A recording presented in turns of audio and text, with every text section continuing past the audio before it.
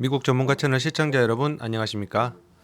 연말이 다가오는 만큼 그리고 2020년 회계 연도가 곧 종료되는 만큼 여러분에게 보통은 2월 말경부터 곧 시작될 소득세 신고 기간이 다가옴에 따라서 올해 소득에서 특히 Unemployment Benefit, 즉 실업수당이 과세소득인지에 대한 이야기를 해보겠습니다.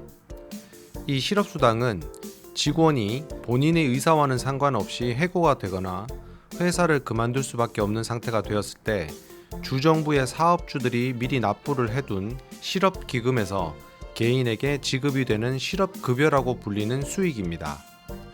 이미 눈치챈 분들도 있으시겠지만 수익이라고 표현을 드렸죠? 예, 그렇습니다.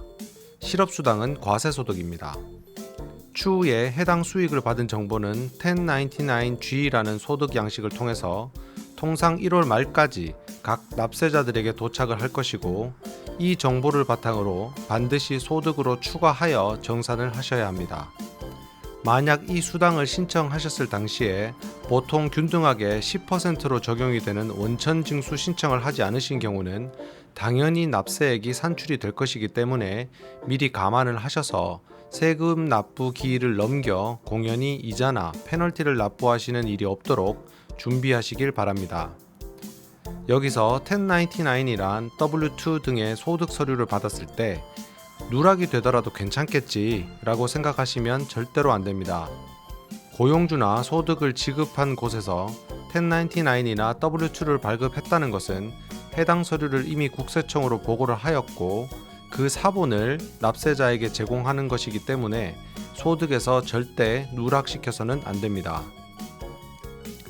특히나 올해는 코비드-19이라는 정말 꼴보기 싫은 것 때문에 좋은 인연, 사랑하는 사람들과 연말 연시도 즐겁게 보내기 힘든, 기억하기 싫은 2020년인 분들도 많을 것입니다. 그렇지만 미국 정부에서는 또 이번 경제 위기를 위해 CARES Act라는 연방 구제 방안을 통과시켜 주정부 실업수당에 더해서 연방에서도 600불의 추가 수당을 지급하였습니다. 그렇다면 이 연방 추가 실업수당도 과세소득일까요? 그렇습니다. 이 수당 역시도 과세소득이기 때문에 만약 두 정부의 수당을 모두 받으신 분들은 적지 않은 추가 수당을 받으신 것이고, 앞서 말씀드린 원천징수 신청을 따로 하지 않으셨다면 납세액은 부담이 되실 수도 있겠습니다. 그렇다면 어떻게 절세를 하는지 지금부터 알려드리겠습니다. 개인소득세 신고 시에 본인이 수익이 높아 또는 원천징수를 전혀 하지 않아서 세금이 많이 나올 것으로 예상이 되면 Estimate Tax를 미리 낼 수가 있습니다. 즉, 중간 예납을 미리 추정하여 세금을 납부해 두는 것입니다.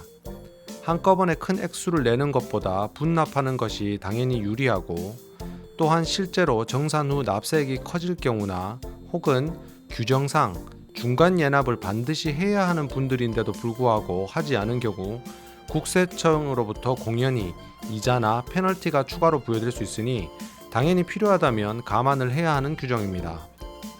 세금을 절세한다는 것은 납세액을 줄이는 방안도 중요하겠지만 이자나 페널티 등의 추가 벌금적 성격의 세금을 납부하는 것을 방지하는 것도 절세입니다.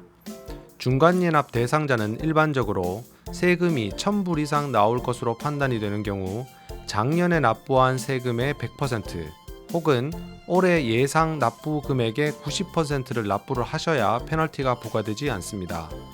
물론 잘못 계산하여 실수로 더 많이 중간예납을 하셔서 세금을 내신 부분은 다시 정산을 하셔서 환급을 받으실 수가 있겠습니다.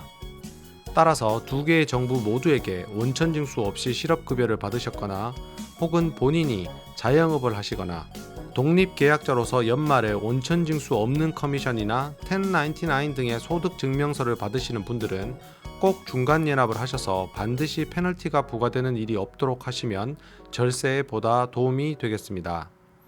아직 2020 회계연도가 종료되지 않았고 4분기 중간예납은 2021년 1월 15일까지이기 때문에 납세액이 발생할 우려가 있으시다면 꼭 중간예납을 하시기를 권유해드립니다. 마지막으로 2020년 소득세 신고 기간은 2021년 4월 15일까지이며 연장 신고를 하시는 분들은 10월 15일까지입니다.